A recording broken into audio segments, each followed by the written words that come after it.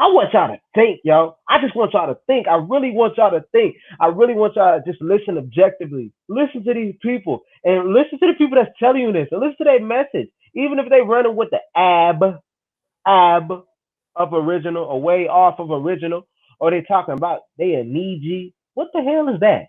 Hey, look up the origins of that word, man. Please do.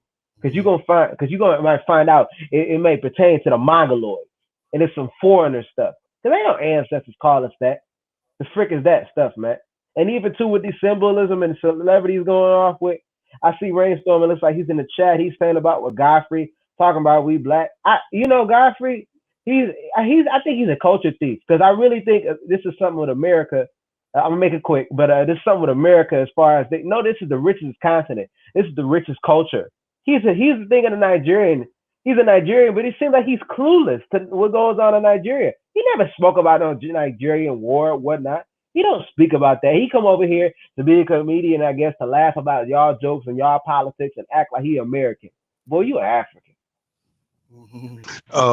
Shit. Healing said it all.